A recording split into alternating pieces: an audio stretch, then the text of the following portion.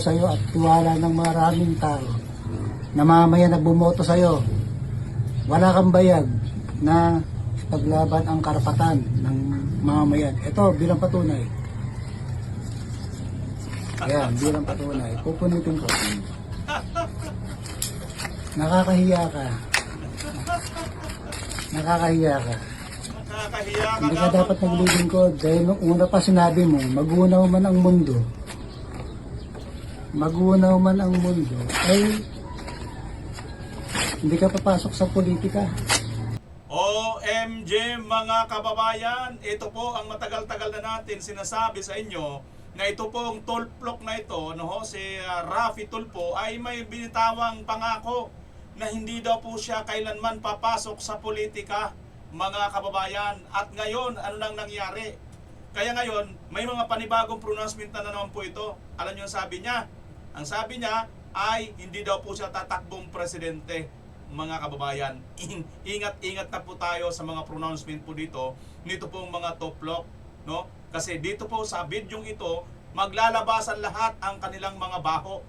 At yung kanilang tinawag na mga kargador, tinawag na basurero ng Malacanang, mga kababayan, ito po ay mga bayani. Nako po, mayroon po tayong mga balita dito na hindi po ibinabalita at tinatago po pilit ng mga mainstream media. Manapa, no, mga kababayan, atin po itong isi-share sa inyo. Kaya kung interesado ka, i-share natin sa inyo lahat yan. Tumutok po hanggang dulo ng bidyong ito. Samantala, bago natin umpisahan ang buong detalye, mga kababayan, magpapasalamat po muna ako sa walang sawang sumusubaybay, nagla-like at nag-share sa ating mga video. Sa mga bago pa lang, pakisubscribe nyo po at makikita nyo dyan, nakasubscribe na kayo at gusto nyo ma-shoutout, comment po kayo pagkatapos nyo mapanood ang bidyong ito sapagkat sa bandang dulo, isa-shoutout ko po kayo. Thank you, ano? Umpisahan na po natin ito, mga kababayan. Ito po si Manong, ano po, ay ang pangalan po nito, no, si Fortunato, mga kababayan. Ginugol na po kagad natin yan. Hinanap na kagad natin yan, chinat GPT natin kung ano ba ang pagkatao nitong mamang ito, si Fortunato Hipolito. Ngayon, bago natin ibigay sa inyo yung tunay na pagkatao ni Fortunato Hipolito, panoorin po muna natin kung bakit galit na galit ito dito siya kay Raffy Tulfo. Samantalang, no, awardee pala ito, mga kababayan, supposed to be noong 2015 pa. Aba, panoorin nga natin. So ibig sabihin, napaka-legit po nito. At dito, ano, naglabasan na po dito yung may mga hinanakit, mga neutral na po, mga kababayan natin, taong bayan na ngayon, naglalabasan na ang mga galit, inis dito sa Tulfo Brothers. Halo-halo na po, mga kababayan. Sila po ang nagpagulo sa Senado. Nang pumasok po itong mga Tulfo, nagulo na po ang Senado. Panoorin nyo po kung bakit magulo ang Senado at mayroon pong balita na iniipit po ngayon. Pati Senado po ngayon, no, empleyado ng Senado galit na po dito sa mga toplok. Panoorin natin itong buong video. Sabi mo na kung nakakapagod. Ito ay binigay sa akin ni Senador Raffy Tulfo ng Gawad Katapatan ng kanyang programang 92.3 Wanted sa radyo. Ayan, mga kababayan, Plus ito, ako po, mga kababayan, ay nakakapanood din po ako dito sa kanyang programa nung araw. O hindi pala, nakakarinig. Kasi madalas ko po yan po ang aking pinapakinggan habang ako po ay nagtitinda nung araw. Ano ho? Ngayon, eto po. Tingnan po muna natin to si Wanted sa radyo, Gawad Katapatan, Fortunato B. Hipolito. Chinat GPT po natin, sino ba itong si Fortunato? Ito, share ko muna sa inyo, mga kababayan, ha? Si Fortunato B. Hipolito ay isa sa mga taxi driver na pinarangalan noon sa programang Wanted sa radyo ni Raffy Tulfo dahil sa kanyang katapatan. Ayon sa mga ulat, noong 2015 ay nagsauli siya ng wallet na may lamang pera at iba pang mamahaling gamit. Kaya nabigyan siya ng pagkilala sa ilalim ng Gawad Katapatan program. Yan, mga kababayan, yun pala ang background nito, kaya may pinapakita siyang Gawad Katapatan. Anong kanyang ginawa dito ngayon sa award na binigay ni Tulfo noong mga panahon na yun, na kaya siya binigyan dahil tapat siya, no? Nagsauli siya ng wallet na may lamang pera at iba't iba pang mga gamit mahalaga. Ano ho? Ang problema ngayon, no? Mukhang ang malita ng basura hindi nila gustong isauli. Basura yun, dapat idiretso sa basura, bakit sa bahay nila dinala? Tuloy natin. Sabi mo na kung nakakapin ako. Ito ay binigay sa akin ni Senador Rafi Tulfo ng Gawad Katapatan ng kanyang programang 92.3 Wanted sa radyo. Mm. Plus ito, Mm. bilang patunay sa inyo, baka sabihin naman ng mga baser dyan, gawa-gawa ko lang ito, no? Mm. Ito, picture namin. Ayan Oh. na. At pirma. Mm. Ito kami, mga bats. Mm. At may pirma pa ni Tulfo yan, ni Niña Taduran. Mm. At nabigyan pa ako ng award ng mayor ng Magalang, Pampanga. Yan, appreciate. Dahil sa kawalang hiyaan mo, Rafi Tulfo, ano? At ikaw ay naging inutil sa Senado, sinira mong tiwala ko sa iyo at tiwala ng maraming tao na mamaya na bumoto sa iyo. Wala kang bayag na paglaban ang karapatan ng mamamayan. Ito, bilang patunay. Ayan, bilang patunay. Pupunitin ko. Nakakahiya ka. Nakakahiya ka. Hindi ka dapat naglilingkod dahil nung una pa sinabi mo, magunaw man ang mundo. Magunaw man ang mundo. Ay, hindi ka papasok sa politika. Ito, ayan. Itong ano mo, oh. Itatapon ko, susunugin ko. Wala kang kwentang tao. Sayang, lahing Hapon ka pa naman. Sinasabi mo, ngayon. Takot ka ba? Ayan. Wala ka ng bayag. Yung bayag mo napunta na sa mukha mo.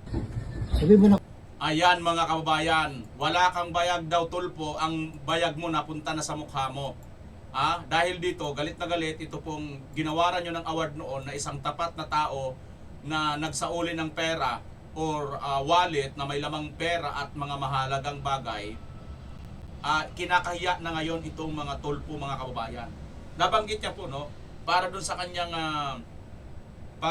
credibility, kasi ano na sila ngayon mga kababayan mahilig sila dito sa pag-discredit ng mga credibility, ng mga pagkatao, ng mga taong naglalantad ngayon sa mga mali-malitang pera, ng mga ninakaw, ano ho?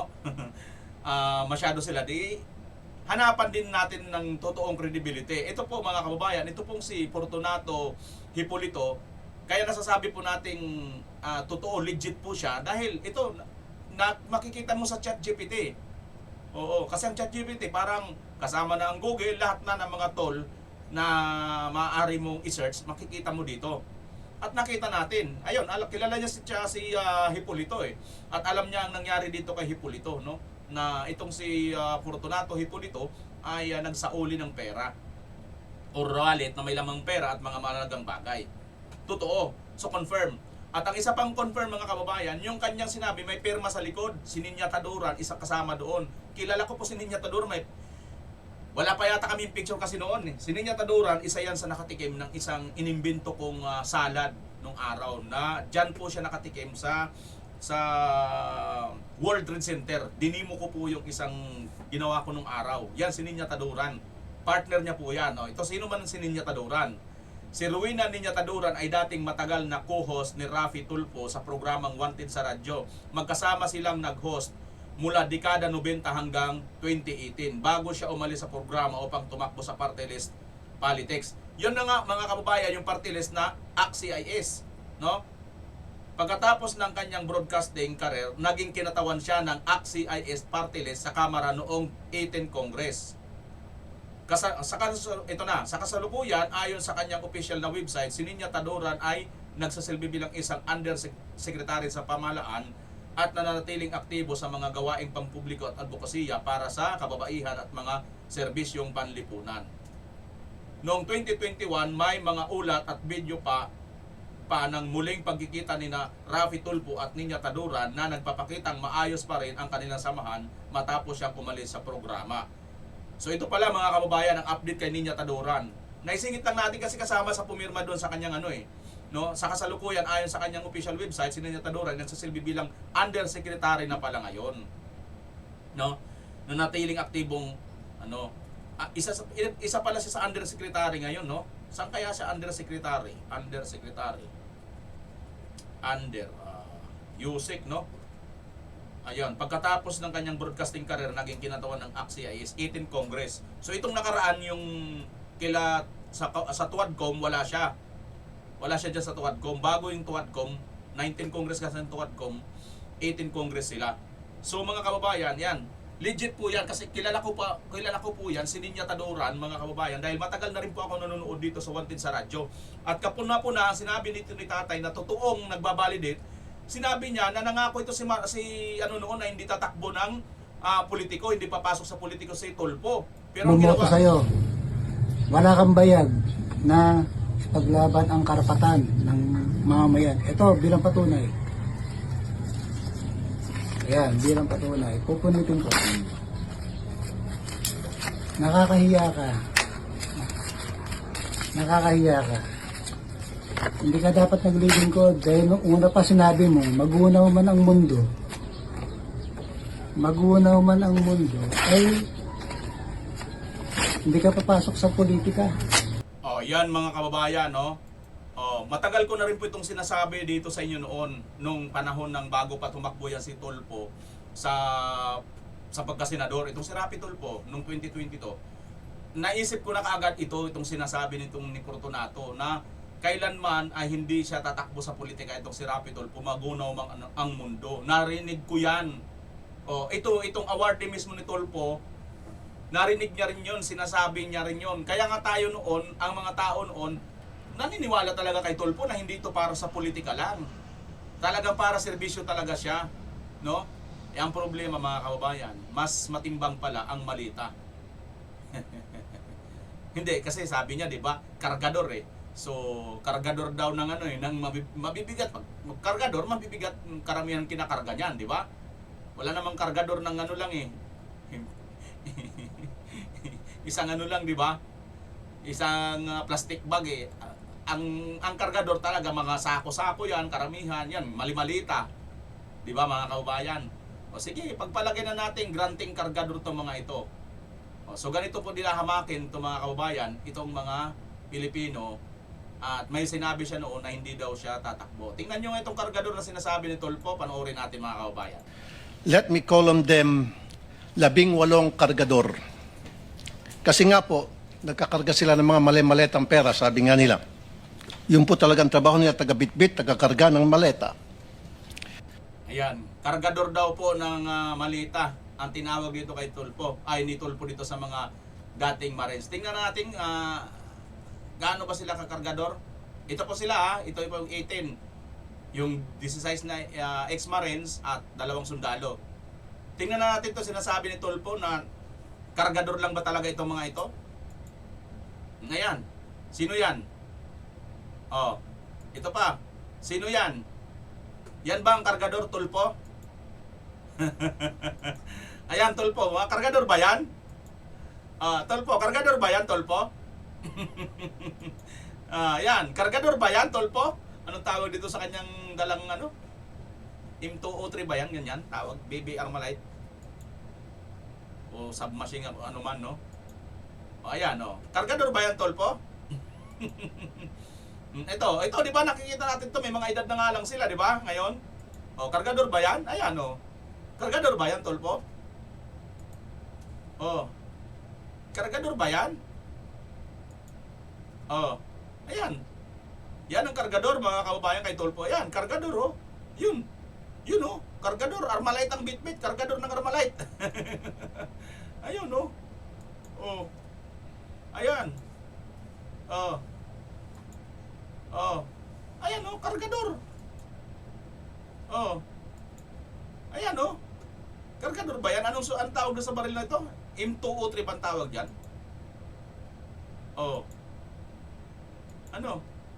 Ayan, ito, di ba, nagsalita ito, parang hindi siya masyado tumanda, no? Ito siya, Dado, ito pala si Dado, mga kababayan, Dado. Nasabihin, hindi daw siya Marines? Ano sinasabi nyo hindi ex-Marines? Ayan, Class Philippine Marine, Class 291, Philippine Marines. Yan ba yung sinasabi ni Tulfo na hindi sila, hindi sila dating Marines? Mga kargador lang? Nakakahiya katulpo, no? Kaya dapat talaga sa'yo, balik ka na lang sa ano mo, pang-uuto mo sa mga marites, sa mga naghihiwalay na mga asawa. Doon ka naman makialamero eh, di ba? Doon ka naman sumikat, doon ka na lang. Hindi ka bagay dito sa Senado. Nang dumating ang mga tulpo, mga kababayan, gumulo ang Senado. Ang napaka-disenteng Senado nung panahon nang wala pa ang mga tulpo, nang dumating ang tulpo, ang gulo na ng Senado. Wala nang kadisi-disente. O ayan, no? Yan ba mga kargador na sinasabi mo, tulpo? Oh, hindi ba sila dating Marines? Oh, 2003, oh. Sabihin mo muna sa akin na hindi yan totoo. Puro AI ito lahat ng mga nakikita nating picture. Yan. AI lahat yung mga baril na hawak nila. Na hindi sila sundalo. Yung may kano pa nga yata, oh. Oh, sino to? Ayan, si Bulutante. Yan, oh, di ba? Si Bulutante yan. Oh. Sino naman ito? Si Buduan. Oh. Ano rin to? Ano rin siya? United Nations Disengagement Observer Force 3rd Philippine Contingent to Golan Heights. Golan Heights daw, Syria. Oh. Kita mo? Napadala pa pala sa UN ito, oh. Tapos hindi bayani? Kargador lang ang tawag mo? Nakakahiya ka, tulpo, ah. Nakakahiya ka at kinakahiya ka na. Kinakahiya ka na ng taong bayan. Ito mga kababayan, ha, ang dami pong mga balita na hindi po binabalita ng mga mainstream media. Ito po. Ito pang isang balita, oh, mga kababayan. Tingnan niyo itong isang balita, oh. Ano sabi dito? Heading the union's request, Senate President Alan Peter Cayetano and Senate Secretary Attorney Jose Luis Joel J. Montales met the members of the sandigan ng mga empleyadong nagkakaisa sa adikain ng demokratikong organisasyon Senado. Yung organisasyon dyan sa Senado ng mga empleyado, mga kababayan, ay miniting po ni Senador Alan Peter Cayetano, SP, no? Yan mga kababayan, ng ating Senate President. Mayroon pong pagmamalasakit ang ating Senate President dito po sa mga empleyado sa gobyerno, no? Na ngayon naman, ito ngayon ay inaalmahan po ng mga Senado, empleyado sa Senado na hindi po binalita, mga kababayan, ha? Hindi po ito binalita ng mga mainstream media, no? Wala po halos nagbalita nito. O, panoorin natin. Ito pong hindi nagbalita, ibalita na po natin dito. Bakit hindi pa po binalita? Ang kahilingan at ang galit at inis nito pong mga tauhan ng Senado na mga empleyado legitimate, no? Dito sa mga magugulong mga senador na Tulfo Brothers at iba pa, faction ni Win Gatchalian. O ito, panoorin natin si attorney yata ito, si attorney Mike Operario, official, no? Sige nga, panoorin natin ano sinasabi ni Attorney Mike. Pasok. Dito sa Senado ukol sa yung mga investigasyon ng Blue Ribbon Committee, yung mga kudeta, pagpapalit ng mga liderato, may isang balita na hindi halos napuna ng karamihan dahil hindi rin ito binigyan ng mapansin masyado ng mainstream media. Ito ay ang opisyal na pahayag ng Senado. Hindi po yung Senado ng mga senador, kundi yung samahan ng mga empleyadong nagkakaisa sa adikain ng demokratikong organisasyon. Ito po ang Employees Union ng mga empleyado dyan sa Senado. At dito sa pahayag nila ay kinundinan nila ang tila pambababoy sa mga empleyado, yung pagbatikos sa kanila, pananakot na sila ay mga kakasuhan, ang pagtawag ng mga kung ano-ano sa kanila. At matatandaan ninyo itong si Erwin Tulfo pa nga ay tinawag ng mga gunggong ang empleyado ng mga Senado. At ang importansya po ng deklarasyon na ito ay nakikita natin na ang mga mamamayan, ang mga ordinaryong mga empleyado ngayon ay natututo ng magsalita at ipinaglalaban ng kanilang mga karapatan sa harap ng mga banta sa kanilang employment, sa kanilang trabaho. At sa kaguluhan na yan sa Senado, sila ang naiipit dito. At wala naman talaga silang political color dapat. Ako po ay naging empleyado rin ng Senado sa panahon ni Senador Raul Roco. At 3 kudeta ang nasaksihan ko diyan sa Senado. Pero ang lahat ng iyon ay naayos or naisakatuparan ang mga kudeta nito ng maayos, in a gentlemanly manner, in a statesman-like fashion. At wala pong ganitong klase ng mga bastusan o kababuyan na naganap dito sa Senado. Sa panahon lamang po na ito nangyari yan. Alam niyo, Kaya nga ang gulo-gulo nitong mga Tulfo brothers, na panahon lang talaga na nangyari yan. Alam nyo mga kababayan, aside from bastusan, babuyan ang ginawa po nitong mga Tulfo brothers at iba pa mga senador, ninakaw po nila, hindi po ito kudita. Pag nanakaw po ito ng liderato ng Senado. Kita nyo mga kababayan, hindi na lang po pera ang ninanakaw ngayon. Pati po ang liderato ng Senado, ninanakaw po nila. Oo, ninakaw po nila kasi hindi po sila dumaan sa tunay na daanan eh. Hindi po sila dumaan sa pintuan eh. Dumaan po sila sa bintana o sa bubong. Tama hindi? Dumaan sila sa bubong kasi nga hindi nga po sila, ang pintuan dapat 13 may kurong. Mga kababayan. Kaso nga, itong 13 na ito, or itong 12 na ito yung sinabi dati ni Soto. Nung nag-walk out, itong kanyang mga kasamahan na 10, natira siya doon. Sa 11, nag-walk out ang 10. Naalala nyo yun mga kababayan. Natira itong si Soto. Ngayon, 11 din yung kabila, itong majority na Senator Alan Cayetano. So, 12 lang lahat. Ang ginawa ni Soto mga kababayan, adjourn. Nag-motion siya para i-adjourn ang Senado. So ngayon, ano nangyari? Napilitan po itong si Senator Cayetano na i-adjourn ang Senado kasi nga 12 na lang sila. Gets nyo mga kababayan? Pero how ironic naman, yung 12 na yan yung ginamit nila para magkaroon sila ng quorum. Na dati, yan yung ginamit ni Soto para i-adjourn. Walang quorum kasi nga 12 lang. Gets nyo mga kababayan kung paano po nila ninakaw ang liderato ng Senado? Ninakaw po na talaga nila. Magnanakaw po sila. Hindi po sila dumaan sa tunay na pintuan. Dumaan po sila sa bubong at sa bintana. I hope na gets nyo mga kababayan. Simple lang yan. Para pasimple natin. Ang ginawa ng Cayetano ng Soto or Gatchalian side, ang ginawa nila hindi po kudita, kundi pagnanakaw. Kasi hindi po sila dumaan sa tunay na pintuan, kundi dumaan po sila sa bubong at sa bintana. Okay? Tuloy natin.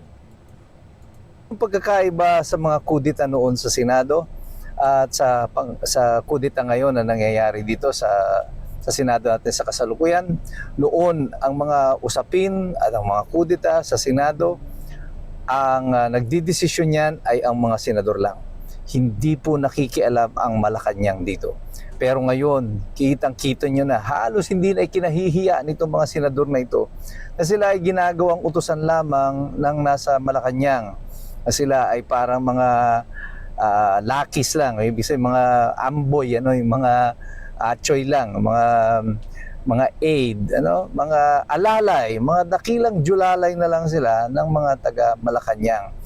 And this contributes dito sa kaguluhan na meron sa Senado because there are forces outside of the Senate that are trying to dictate the outcome of the power play and the politics inside the Senate.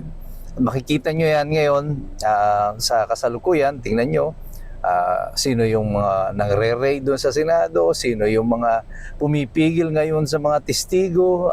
Ayaw na ni John Vic siguro na siya yung nandoon at nasasaktan siya. Nagpadala na ng mga pulis. Yun naman ang pumipigil doon sa mga 18 Marines na gusto sanang mag-testify.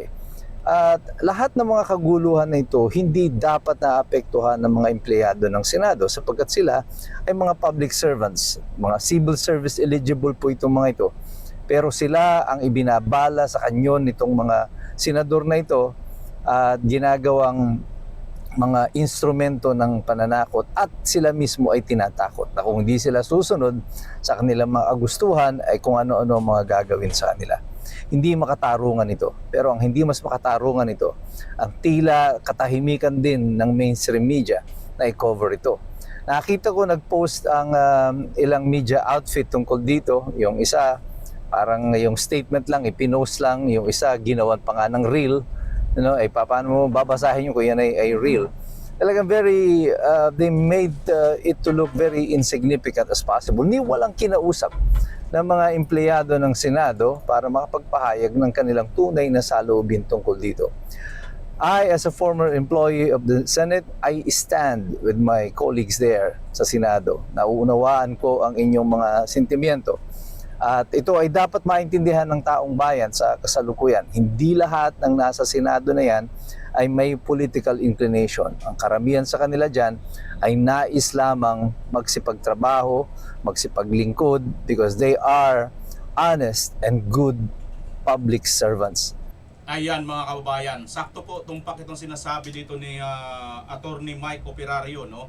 Ito pong Senado ngayon ay naghati na po sa dalawang paksyon. Yung isang paksyon po, Senado ng Malacanang. Ang isa naman po, Senado ng Taong Bayan. Ito nga po ay ang paksyon ni Senator Alan, no? Pero yung Senado po ng Malacanang ay talaga naman kita nyo, tama po talaga na Senado ng Malacanang ito tawagin eh. Bakit mga kababayan? Mamaya, konti lang. Tapusin muna natin ang reaction dito kay Atty. Operario. Yung tungkol dun sa sinasabi niya na hindi po binabalita ng mga mainstream media, nagkakatotoo po talaga mga kababayan. Ito po mga mainstream media. Siguro, hindi lahat ng mga mainstream media fake news. Hindi rin lahat ng mga mainstream media ay perfect ang news, di ba? Pero, mayroon po silang ginagawa na po pwedeng itinatago po nila ang mga balita. Katulad po nito. Isa po itong mahalaga na dahil po sa ginagawa nito pong Tulfo Brothers at ni Gatchalian, ang mga naiipit po yung totoong nagtatrabaho na mga empleyado ng Senado na ito naman po ay mga civil service eligible. Hindi na po sila sakop ng politika, no? Pero nagsasuffer po sila at hindi po ito binabalita ng mga mainstream media. Yan po yung dyan. Now, pansinin natin, in fairness, nagtrabaho naman sila, tingnan nyo mga kababayan. Di ba? Nung in-interview nila si Senator Marcolita, ni-raise up nila ngayon, sabi na, Senator Marcolita, anong masasabi mo? Bakit mo nasabi na bayaran ang mga media? Kita mo mga kababayan, nagtrabaho sila, biruin mo, i-kinull out nila yung ganun. Oh, bakit? Kasi kalaban po ng kanilang pinagtatakpan. Ganun lang po kasimple yun. Kung ganun sana ang ginagawa nito mga mainstream media, doon din, lalo na sa side ng Malacanang, sa side nitong mga senador na utusan at julalay, alipin ng Malacanang, itong sila Gatchalian, Tulfo Brothers, Lacson, Soto, at lahat na, basta nandyan sa paksyon ni Gatchalian, Winlos, Gatchalian mga kababayan, yan po ay hindi po masyado inukil-kil or binubusisi ng mainstream media. Di ba dapat? Kamukha nun, okay, good job sana kayo. Punahin ninyo kaagad at direktahan niyo yung sinagot. Tapang ay tanong, di ba? Tapang nila magtanong, harap-harapan. Senator Marcolita, paano mo nasabi? May ebidensya ba kayo? Nabayaran ang mga mainstream media? Di ba? Ganon sana din. Ganon din nyo sana ibalita ang lahat. Senator Win Gatchalian, di ba dito sa nangyayaring ito, ang naiipit ngayon ay itong mga empleyado ng Senado? Tingnan nyo, wala man lang halos nagbalita ng mga mainstream media at wala din mainstream media ngayon na nagtanong ng ganito kadiretso dito sa grupo ni Gatchalian. Mga kababayan, dugtungan pa natin yan ha. Ito, patunay yan na talagang Malacanang ang may kumpas sa kanila, sa grupo nila, nila Gatchalian, kasi ito yon, panoorin natin. Mga basurero, kung tawagin ng Malacanang ang tinaguriang Maleta Boys matapos silang idawit ang Pangulo sa flood control scandal. May matalim na buwelta din ang palasyo kay Senador Alan Peter Cayetano tungkol sa kaguluhan sa Senado. Nagbabalik si Ivy Reyes para sa detalye. Huwag pa-victim. Yan ang pakiusap ng Malacanang kay Senator Alan Peter Cayetano matapos siyang sabihan si Senate President Pro Tempore Sherwin Gatchalian na huwag daw magpagamit sa Malacanang. Marami raw kasing naging biktima ang kaguluhan sa Senado. Una na riyan ang taong bayan na naniniwalaan niya sa integridad ng mataas na kapulungan. Biktima rin daw ang mga pamilya ng extrajudicial killing victims na naging Kita nyo ang kawalang hiyaan nitong Claire Castro, mga kababayan. Palagi niyang inuulit-ulit ang nakaraan na. Nangyayari ngayon ito, mga nakawan, nangyayari lahat ito, mga flood control. Ngayon. Pero saan sila pupunta? Babalik sila doon sa Duterte administration. Di ba napakawalang hiya talaga, mga kababayan? At ang isa pa sa pinakawalang hiya dito, pakialamero sila. At hindi lang basta pakialamero. Dito tayo mag-react dito. Ito sinabi nito. Mga basurero, kung tawagin ng Malacanang ang tinaguriang Maleta Boys matapos Ayan, mga kababayan, matapos silang idawit itong Malacanang nito, ang tawag na dito nila sa mga dating Marines at dating sundalo, basurero. Basurero ay nagsilbi sa nagsilbi ng UN Peacekeepers, United Nations Disengagement Observer Force, 3rd Philippine Contingent to Golan Heights. 1st Koy Alamid Company POS 60 Kunatayra ba ito? Syria. Ayan Johnny Budwan 791654 PN M Philippine Marine ba ito? Ayan kahilira tayo ng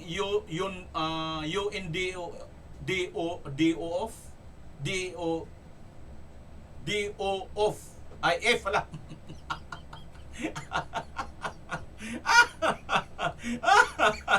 Natawa ako doon, DOF. DOF naman, alala Bimar. Uy, trabaho ka muna, huwag ka bang nag-DOF. DOF na sa isip mo yata. Tatuloy natin.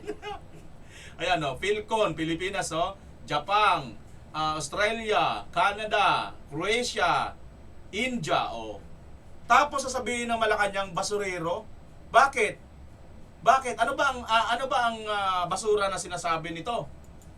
Mga basurero, kung tawagin ng Malacanang ang tinaguriang Maleta Boys matapos silang idawit ang Pangulo sa flood control scandal. Ayan, mga kababayan, biruin nyo, matindi, mayroon pa rito hindi nyo pansinin natin. Ang sabi niya, mga basurero daw. Ano daw po yung basura? Yung basura, malita, Malita na laman ay bilyon pera na papunta po sa bahay ng mismo ng first family. Si Marcos Junior, Marcos III, si Sandro, at saka itong si First Lady. Ayon yan sa mga Marines, di ba? Sinabi nila, nakarating sila mismo doon. Andyan pa rin si Senator Aimee, di ba? Nag-iimbestiga, nag-ano na sila noon sa Blue Ribbon nila noon. So, ngayon mga kababayan, anong tawag dito? Basura. Biruin nyo, mayroon kayong hindi napansin dito. Tinawag nilang basura. Basura lang pala, mga kababayan, ang tingin nila sa pera at pinaghirapan ng taong bayan. Nakakabahala po ito kung ilarawan pala nila yung pinaghirapan ng ating mga kababayang OFW, tinatawag lang nilang basura. Gets nyo, mga kababayan? Sasabihin mo naman, Bimar, code lang nila yun. Pero alam nyo, sa totoo lang, there is no such thing, walang dahilan. Lahat ng bagay, lahat ng yayari, lahat ng naririnig, nasasabi, mayroon po yan dahilan. Now, sinabi itong basura, ibig sabihin, mga kababayan, mayroon po itong punto dito, mayroon po itong malalim na kahulugan. Ang kahulugan po nito, basura lang talaga ang tingin sa atin.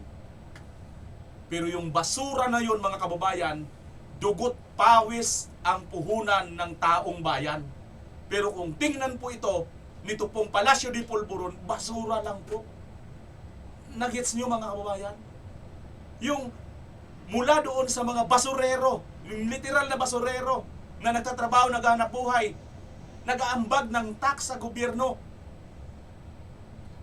Yung mga OFW na nagkukuskus ng mga iniduro, mayroong ginagahasa, pinapatay, minamaltrato ng mga kababayan natin OFW para lang mayroong maipadala dito sa bansa natin at magamit sa economy ng ating bansa. Ngayon, yun yung basura lang ang tingin nila dito, mga kababayan. Di nyo napansin yun? Di ba? Yung mga mainstream media nga dapat, isa ito sa dapat nilang pansinin. Teka lang sandali. Sinasang-ayunan nyo ba, Malacanang? Sinasang-ayunan nyo ba na ang tawag dito ay basura? Sang-ayon ba kayo sa basura na term? Implication nito, nag-i-implika ito na ganun ninyo hinahamak ang taong bayan. Kasi hindi naman po totoong basura yan, pera yan ng taong bayan na nag-ipon-ipon dahil nga po sa tax, dahil sa kahit bumili ka lang ng isang pirasong candy, may tax. Lalo naman kung may motor ka, magagasolina ka, may tax. Di ba? At mas lalong lumaki ang tax dahil kay Batman Rate 2. Di ba mga kababayan? Lahat ng ito, hindi napansin ng mga mainstream media. Ito yung sinasabi natin. Kaya mahalaga po na mayroon mga vloggers na katulad sa atin kasi mayroon pong ipinapapansin na mga hindi po binibigyan halaga ng mga mainstream media. Bakit? Yan yung tanong natin sa mga mainstream media. Bakit?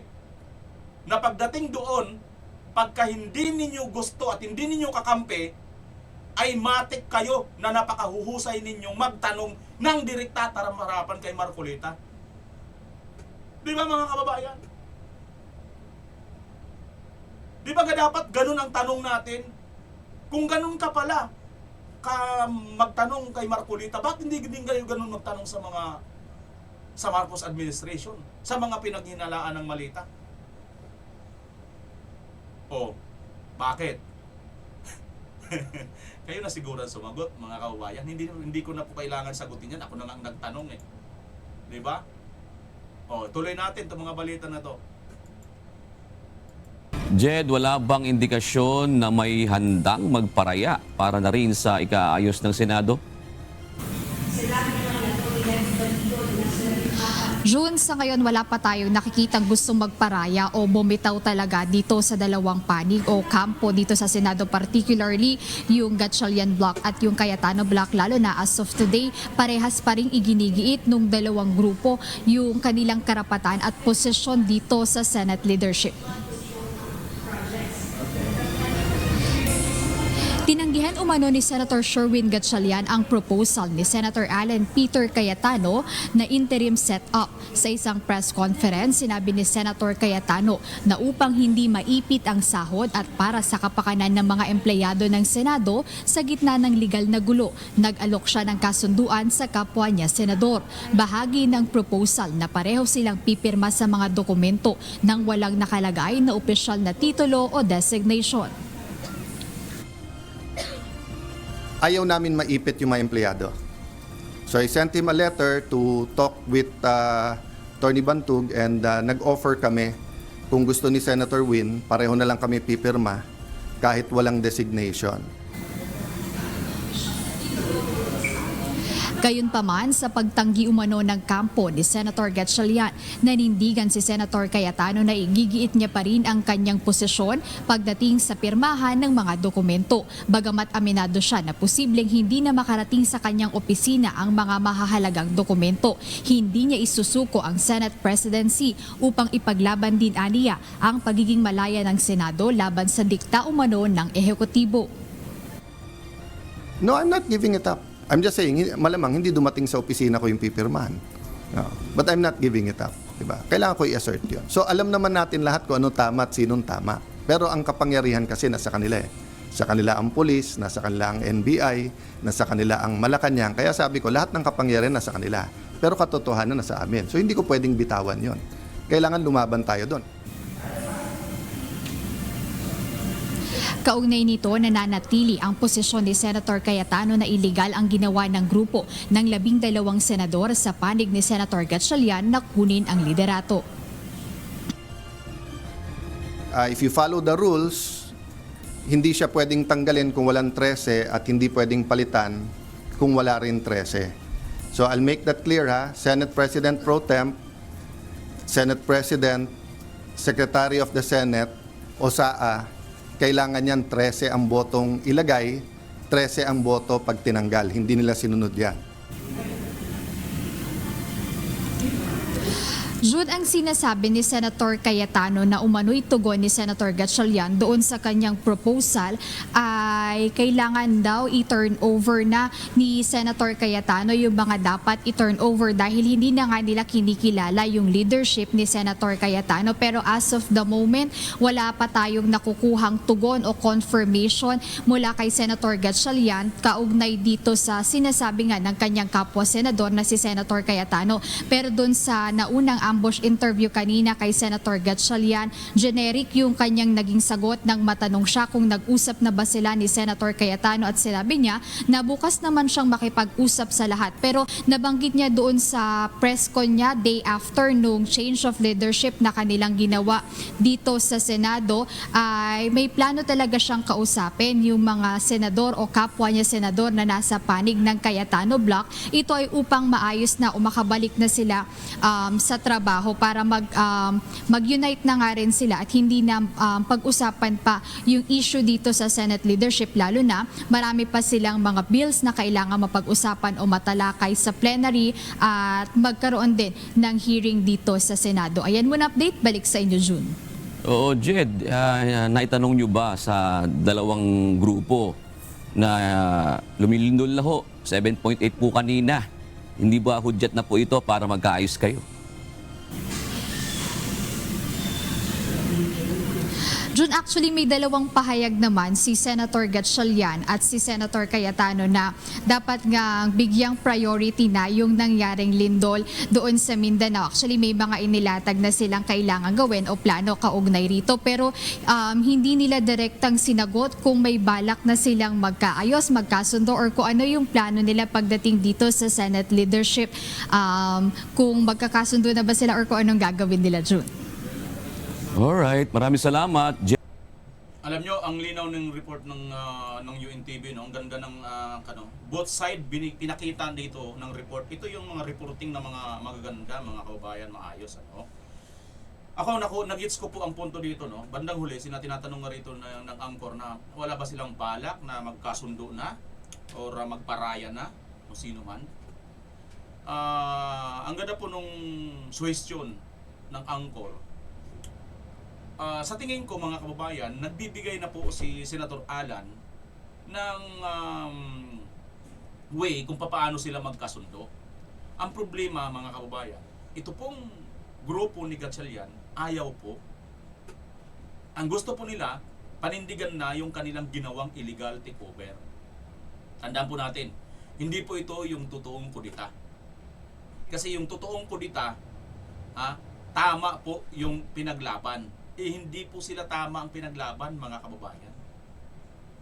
Sabihin pa natin, no, na wala ngayon yung dalawa, nakakulong si Senator Bato, ay si Senator Jinggoy at si Senator Bato ay nagtatago. As in pa rin, 12-12, didlock pa rin sila. Kasi may isa nga pong naghudas at hindi po nakatiis. Na, alam nyo mga kababayan, nag-offer na nga si Senator Cayetano na sige, sabay na lang tayo pipirma pero wala talaga tayong designation na tayo yung Senate President. Ganito na lang, magkasundo tayo sa gitna. Kasi isa lang naman ang ano dito, di ba? Kung may 13 na kayong numero, okay, sa inyo na yan.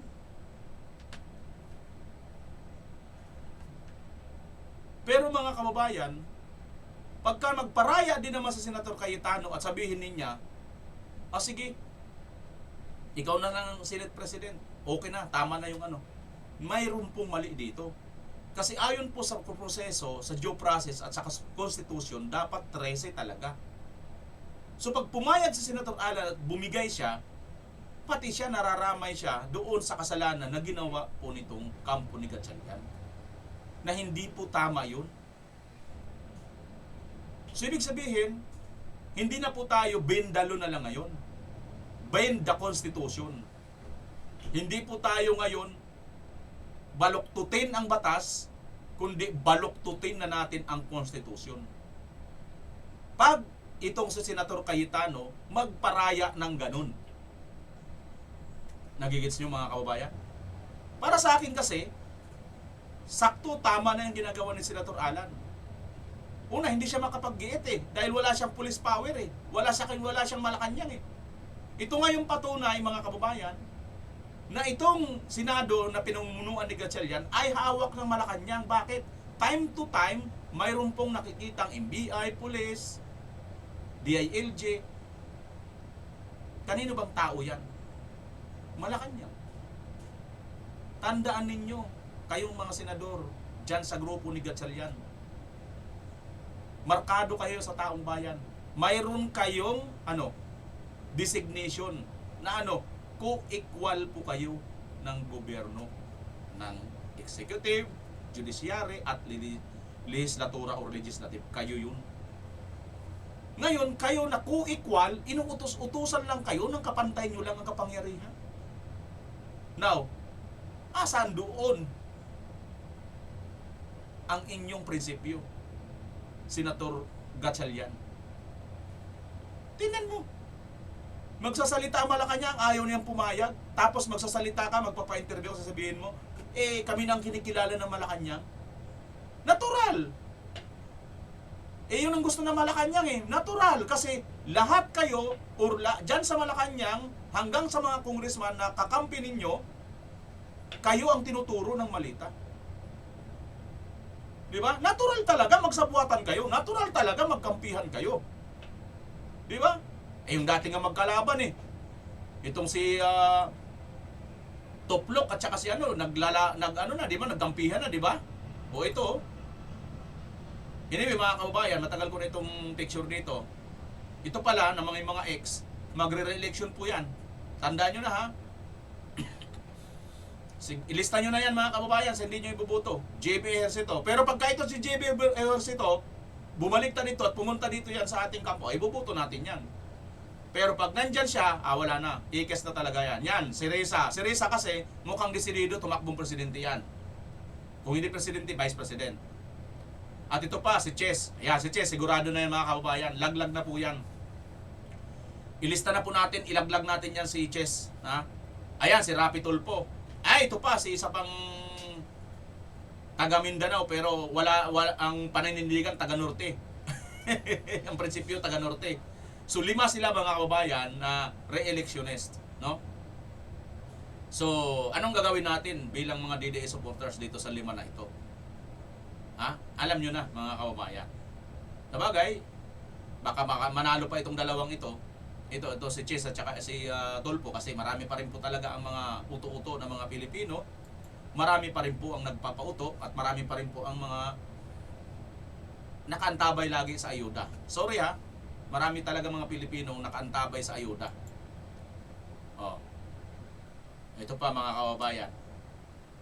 Mayroon pang netizen. Abogado rin naman to, Attorney Vermin Ver Kimco. Unang-una, nakalungog mi.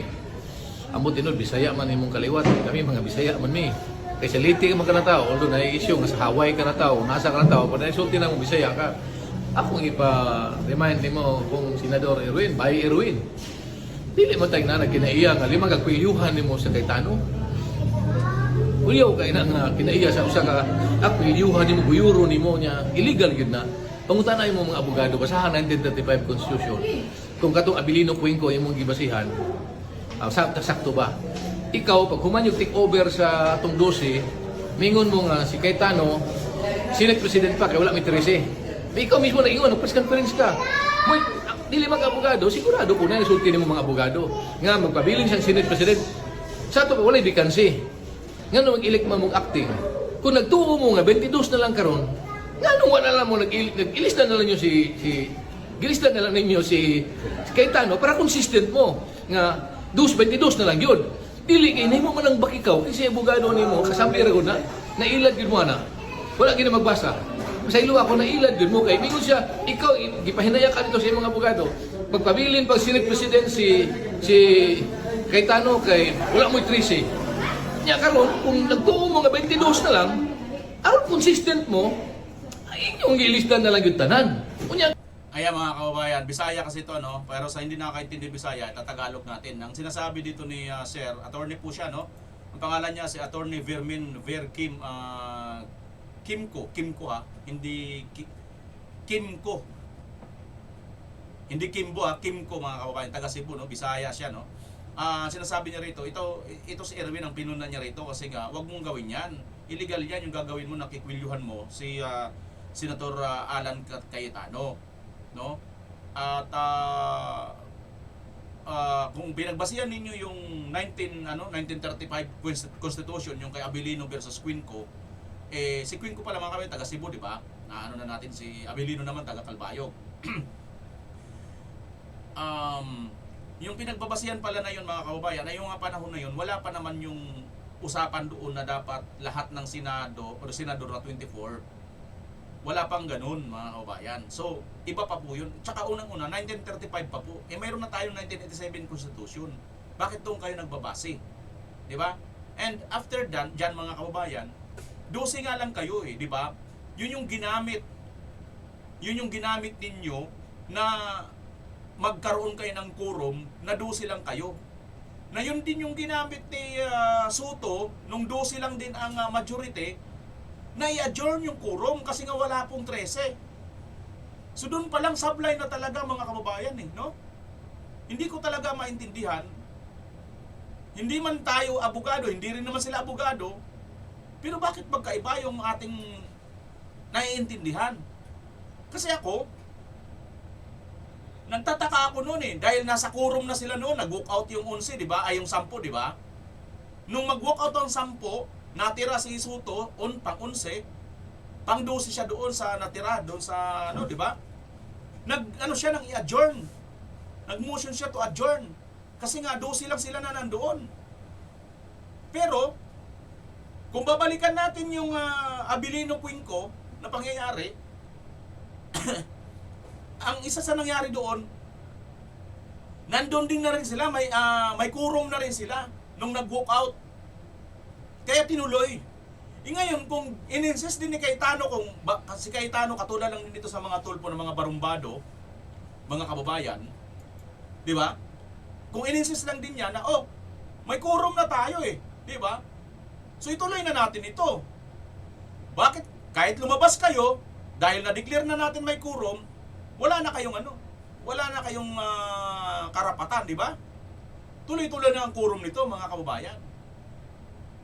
Yan ang problema dito po sa faction nitong Gatchalian. Kasi pinagpipilitan lang nila kahit illegal. Illegal po ito, maliwanag.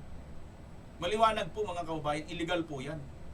Dinaan lang po nila sa brasuhan, takutan, dahil hawak po nila ang NBI, hawak po nila ang pulis, ang DILG, DOJ, Ombudsman, Malacanang, hawak po nila lahat Pero, tandaan po natin, wag po tayo makakalimot. Hawakan man po nito lahat. DOJ, Ombudsman, ano pa ba? NBI, DILG, Maren, Sundalo, Pulis, PNP. Hawakan man yan lahat ng Malacanang, hawak man nila yan lahat. Isa pa rin ang bilang nila. Ano yun? Kapantay pa rin ang Senado ng kapangyarihan ng Malacanang. Yung Pulis, NBI, lahat-lahat yan. DOJ, Ombudsman, iisa lang yan. Under lang yan ng executive. Or isang sangay na kaku-equal lang ng Senado. Pagkatapos, kayong senador ngayon, magpapauto kayo. Magpapakatuta kayo dito sa Malacanang. Biruin mo, binuto ka rin, individual kayong binuto dyan, para maging equal, kapantay nyo ang kapangyarihan ng Malacanang. Pero yung utusan lang ng Malacanang, inuutusan kayo. Nasaan yung ano doon? Di ba mga kababayan? Nasaan yung ano ninyo roon, ang kahihiyan ninyo roon? Di ba wala na kayong kahihiyan pag gaganon? Nakakahiya, no? Bueno, panoorin nga natin saglit itong kay Senator Marcolita. Anong sinasabi niya rito? Senator Bato. Ganun ho ba? Ito'y mapanganib na mapanganib na pagbibigay ng opinyon na sa aking palagay ay hindi dapat nanggagaling sa isang naturingan pa naman. Yan ikinakapit ang titulong Senior Justice. Associate Justice. Associate Justice of the Supreme Court. Kasi pagka gano'n at pinayagan nating tama yung kanyang opinion, Oho. pwede namang ipakulong kaming lahat pagkatapos wala ng quorum eh. Di ba? Ganun talaga mangyayari ho doon, no? Halimbawa, Yun ay patutunguhan doon. Mawawala ng saysay yung sinasabi sa aming rule, sa Senate rules, na Opo. para lang mapanatili o may balik ang quorum, merong may coercive power ang Senate eh. Kaya nga merong arrest power eh. Oho. So sa mga dito, ibig ba sabihin kung nakadetain yung isa sa amin, hindi pwede siyang ipatawag?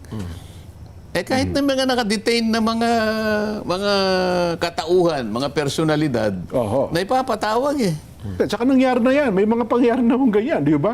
Na kahit nakakulong nakatutupad bilang senador, Sen. Hindi kasi nawawala ang pagiging senador niya dahil nakulong siya. Oho. Saan niya ibabata yung opinion na dahil siya nakakulong lang? Oho. Bakit? Nakakulong lang, ibig ba sabihin, sinabi mo, guilty na yan? Hindi ho. Wala pa naman, hindi pa Hindi pa naman proven. nag-uumpisa yung trial. Beyond reasonable doubt. Oo. Ngayon, ang talagang doktrina na inuulit-ulit natin ay kapag wala ang senador sa ating bansa, doon lamang outside siya ng coercive jurisdiction or power ng Senado. Pero pag nandito, nakakulong man o hindi makita, ay hindi pa siya nawawalan ng Ang sinasabi niya kasi sa Section 5 kanya ng Plunder Law, nagkakaroon kanya ng parang yung preventive suspension. Opo. Ganyan, At saka naman doon sa isang provision ng charter ng ombudsman, nagkakaroon din ng parang preventive suspension. Inaakala niya nang dahil doon, nai-strip na yung tao ng kanyang status bilang senador ng ating bansa. Para sa ganon, yung basis ng quorum, mag-iba din. Oho. Mapanganib yung mga ganong klaseng pagbibigay ng opinion. At ang matindi niya, Sen, sumisitas pa po kasi ng mga naunang pagpapasa ng korte. Tapos, siyempre, yung mga tao na wala namang background sa legal, kapag ka narinig yun, sapagkat may taguri, ganito ang posisyon, ito ang nire-represent niyan, mapanganib talaga, Sen, kasi ang dating sa tao nun, kapag ka siya nagsalita, otoridad siya. Yun ang totoo, yun ang dapat nating tanggapin. Pero, ang nangyayari nga, disputable, debatable itong mga isyong ito, at dapat mapiho talaga natin ng ating mga kababayan, sino ang nasa katotohanan, Sen. Ganun nga eh. Especially sa mga taong masa na ang kaalaman pagdating sa batas ay hindi naman natin masasabing wala, pero limitado. Well, iba po yung basa sa ganitong mga lumalabas sa pahayag at yung mga nakikita nila sa internet, of course. Di ba? So, ano magandang gawin natin para maiparating sa tao yung tunay talaga na nangyayari? Dahil naguguluhan na ho talaga yung tao eh. At ito'y pangamba ang idinudulot sa kanila. Hindi lang pangamba, higit pa roon dahil kapag nalito ang tao, hindi nila malaman kung alin ang kanilang pakikinggan. Alin ba talaga yung tunay na interpretasyon dito? Kapag naguluhan ang tao at hindi niya na mapaniwalaan kung sino yung tama, mahirap yun.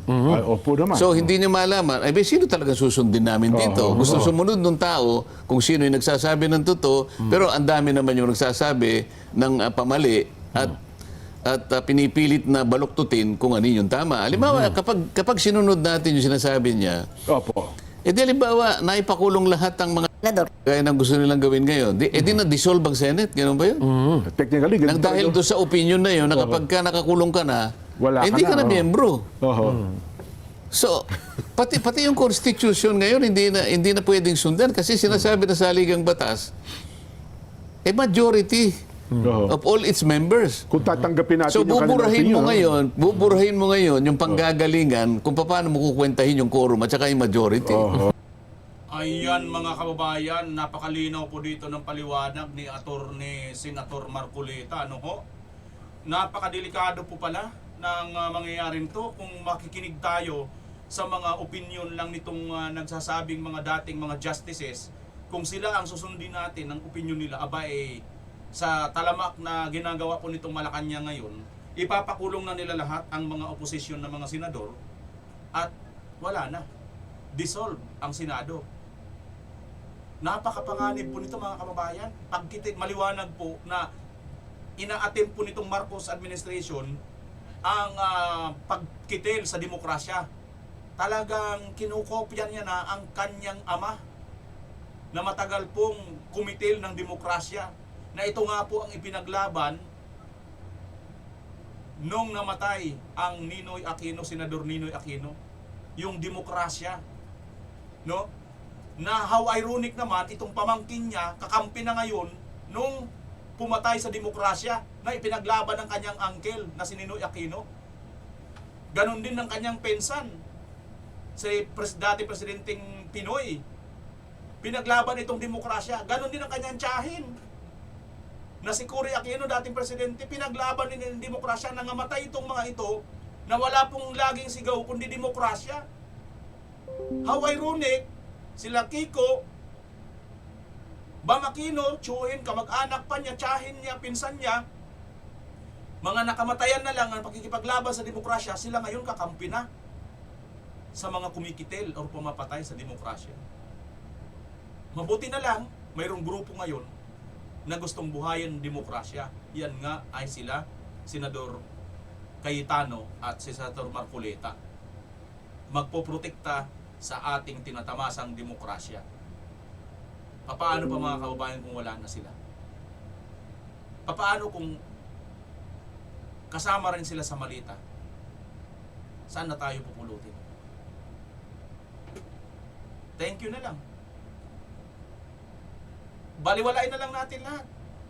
Yung mga ghost projects, yung 5,500 flood control project na natapos na ayon kay BBM. Pagkatapos ng pinuntahan niya, wala kahit isang semento, wala. Pagkatapos gumuho, pagkatapos gumiray, yung iba naman hindi pa tapos. Yung iba mga depekto kahit tapos na. Thank you na lang natin yan. Wala na eh. Pinangalanan nilang basura, binasura na nila yung pera ng tao bayan. Ganun ba? Napakapanganib nito, mga kababayan. Sana wag naman mangyari at wag mangintulutan.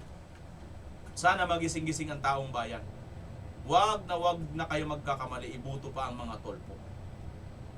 Wag kayong magpauto, wag na kayong magpabudol muli. Ayan mga kababayan. Kaya good job Senator Marcoleta sa inyong paninindigan, Senator Alan, sa inyong paninindigan na ituloy ang Senado, ituloy ang independente, ituloy ang demokrasya na tinatamasa natin, na ito yung ikinamatayan ni Ninoy Aquino. Okay. Punta na tayo sa mga pa-shoutout mga kababayan. Sabi dito, ni shoutout Junel Junto ba yun, Sir BMR? Thank you very much, sir. Welcome sa iyo, Uwa Puerte. Hindi ko alam kung ano yung Junto, no? Thumbs up, brother. God bless. Good job, God bless. Sabi ni Kinibilla. Oy, Kinibilla. Ano ba yun?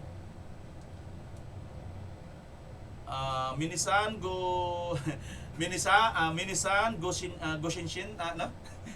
Takusan. Unto arigato gozaimasu. Unto ni arigato gozaimasu. Okay ka kabayan, sir. Junior from California, Fresno, pa-shout out. Junior Pating ng Dagupan City. Ruli sa De Vera. Rulisa De Vera. Okay ka kabayan. Junior from Fresno. Pa-shout out naman daw si Junior Pating ng Dagupan City. Oy, kabalo yan. Shoutout dita no Dagupan City, saray dumarungol sana mambawantay kat natan. Ayos ba? Balag ni or dakkel ni so bangos ditan, masamnit ni may kalot ya bangos ditan. Boneless. Ayan. Pa-shoutout po palagi kaming nanonood na sa mga vlog mo, idol. Brother na lang, wag ng idol kasi tumatay rin po ako. Bawal po. Huwag niyo ko sambahin. Lalo na po ang mga tita ko, palaging nag-aabang sa i-post mo na bagong video. Always DDS kami, watching from Laguna. God bless you po, sabi ni Janet Bawat. Ano to? Janet Janet Bawat Ansulay. Hindi ko masyado alam kung tama ba. Ansulay ba? Janet Bawatan siguro to. Janet Bawatan Sulay siguro yun siguro. Shoutout sa inyo lahat dyan, lalo na sa tita ni Janet, no? Laging nakaabang sa ating mga video dyan sa Laguna. Saan kayo sa Laguna, ma'am, sir, no? Thank you po sa inyong panonood lagi, no? Hello, yan ang gusto namin mga mata na vlogger. Matapang siguro ibig sabihin nito.